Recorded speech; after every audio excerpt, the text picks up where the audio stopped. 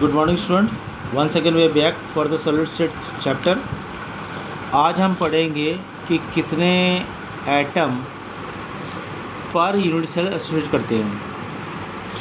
तो यहाँ पे लगा लो बेटा कि when we are talking about the cubic unit cell.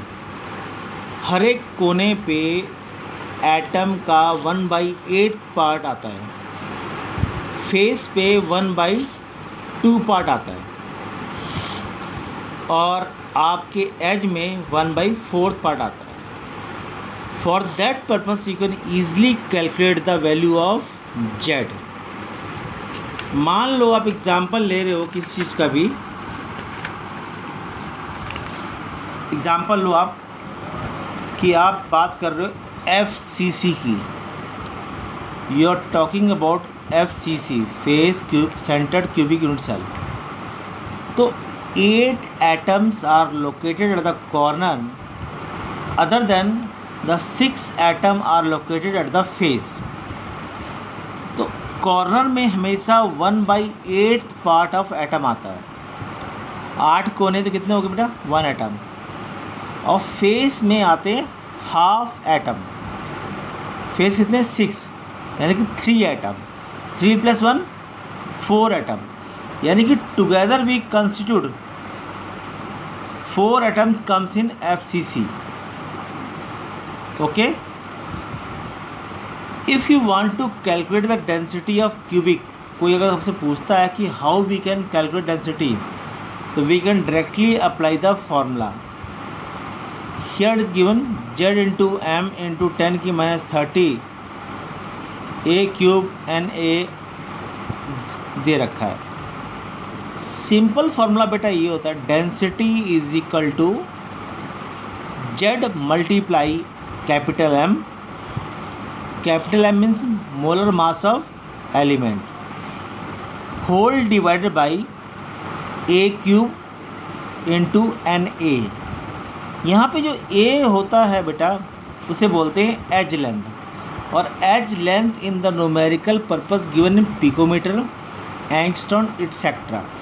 तो आपको ये पता होना चाहिए कि एंगस्ट्रॉम को अगर मुझे मीटर में चेंज करना है तो 10 की पावर -10 मल्टीप्लाई करने से मीटर में चेंज होगा। उसी चीज़ को अगर सेंटीमीटर में कन्वर्ट करना हो तो 10 की -8 करना पड़ेगा। तो here it is given directly formula by putting that you can determine the density of any solid. कि दुनिया में जितने भी फर्स्ट सेकंड ग्रुप के सॉल्ट हैं that exist as ionic solid, and that ionic solid density can be easily calculated if we know about the edge length and the molecular mass. Next बेटा relation है, I have given some example simple cubic में। As length जो होती है 2r के बराबर होती है। फेस सेंटर में 4r = √2a, यानी a = 4r अपॉन में √2। बॉडी सेंटर में क्या होती है? 4r अपॉन में √3 = a। और ये तीनों टॉपिक आपके सिलेबस के, it is a part of a syllabus and you have to memorise that. यहाँ पे 2 एग्जांपल दे रखे हैं कि whenever the interatomic distance given to you in numerical, आपने फार्मूला लगाना है। तो ये फार्मूला 2 देखें हिंट के लिए आपको। नेक्स्ट है radius ratio rule. If we are calculating out the ratio of cation to anion और उसका आंसर कुछ आता है, अगर उसका आंसर 0 से लेके 0.155 आता है तो इट मीन्स कोऑर्डिनेशन नंबर 2 है, शेप लीनियर है। अगर उसका आंसर 0.155 से लेके 0.225 से आता है तो नंबर है 3, ट्रायंगुलर शेप है। अगर उसका आंसर 0.225 से 0.44 आता है तो उसका आंसर है 4, टेट्राहेड्रल शेप है उसकी। अगर 0.414 से 0.732 आता है 6, यानी ऑक्टाहेड्रल शेप है। और 0.732 से एक्स्ट्रा आता है तो वह है क्यूबिक। अब आपके मन में सर कि how we come to know that the particular structure of an crystal having a ratio. तो बेटा जी आप ध्यान रखना जब कैटायन और एनायन का आपको रेडियस पता हो, डिवाइड करोगे, अगर आंसर जो भी आता हो, जिस रेंज का आंसर आता हो, तो आप इजीली आइडेंटिफाई कर सकते हो कि वो ऑक्टाहेड्रल है, tetrahedral.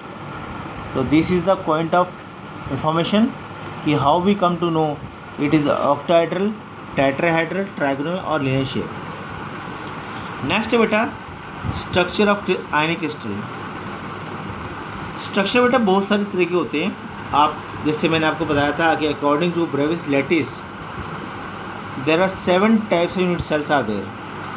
CTOMHRT cubic, tetragonal, orthorhombic, monoclinic, hexagonal, rhombic and triclinic. तो CTOMHRT, टी मीन्स ट्राइक्लिनिक, और सभी के बेटे अपने एंगल अलग होते हैं। For that we have to go through the each topic and learn thoroughly. Next जब हम पहुँचते हैं स्ट्रक्चर पहुँचते हैं, तो स्ट्रक्चर आपको मेमोराइज करने की, हाँ भाई स्ट्रक्चर ऐसा कुछ होता है। ओके बेटा, नेक्स्ट पहुँचते प्रोसीड करते हैं कि स्ट्रक्चर होते कैसे हैं। तो यहाँ आपको सब रिमेंबर करना है कि स्ट्रक्चर शेप क्या है। AB2 है, AB है, AB जो भी है, तो you have to memorise it. ये स्ट्रक्चर आपको सिर्फ रिप्रेजेंट कर रखे हैं, आपने समझना है। हाँ, something it look like that, क्योंकि 3 डायमेंशनल स्ट्रक्चर बनाना हमारे लिए इम्पॉसिबल है और impossible to represent in the copy. Okay बेटा, अब बोलते हैं कि सर कि वी हैव टू, जो NCERT में दिया हुआ है, certain example given to it, just like ला लो CSCl इज योर NCERT क्वेश्चन। तो यहाँ पे क्या लिखा हुआ है, it is a BCC type, body cubic, body centred cubic unit cell. तो आपको लगा ना 8:8, ये आपको रिमेंबर है, that is the part of CBSE, you have to memorise that, rest of you can left. Okay, अब यहाँ पे आता है Bragg and Bragg equation. Bragg ने बताया था कि कैसे हमें सॉलिड के बारे में इंफॉर्म मिलती है कि कैसे हैं। तो ब्रैग ने क्या था, x-ray direction model is use to study to the interval distance in a crystal lattice for an order diffraction using x-rays. यानी आप सोचो बेटा कि एक और दूसरी रेज में कितना डिफरेंस है, उसके बारे में खोज की थी। It is A part of BSc level, so neither you get credit और अनकम्फर्टेबल फॉर रिगार्डिंग दैट। आपको समझना है कि हाँ भाई किसी व्यक्ति ने खोज की थी, उसने ये बताया था कि भी इतना डिस्टेंस, 2 सॉलिड में डिस्टेंस इतना होता है, इसमें ये प्रॉब्लम होती है, इसमें डायफ्रैक्शन होती है, इसमें ऐसा होता है। अब टॉपिक है imperfection solid. Whenever solid, a atom it not get regular arrangement along the 3 dimension, it get a imperfection। अगर कोई एटम अगर रेगुलरली अरेंज नहीं है तो वहाँ पे बेटे इम्परफेक्शन आएगी। जैसे मान लो कि क्लास में लाइन में खड़े बच्चे हैं 10 लाइन में, और एक बच्चा लाइन से बाहर है, तो it is not a perfect line, it is a imperfect. ऐसे ही तुम्हारे कितने भी स्टैकोमेट्रिक कंपाउंड और नॉन स्टैकोमेट्रिक कंपाउंड हैं, उनमें इम्परफेक्शन आती है। तो we will later talk about stoichiometric and non stoichiometric. Stoichiometric in which the ratio of cation and anion is same, non stoichiometric in which ratio of cation and anion are not same. So we will talk later on. Go through topic, take care and have a nice day. Thank you.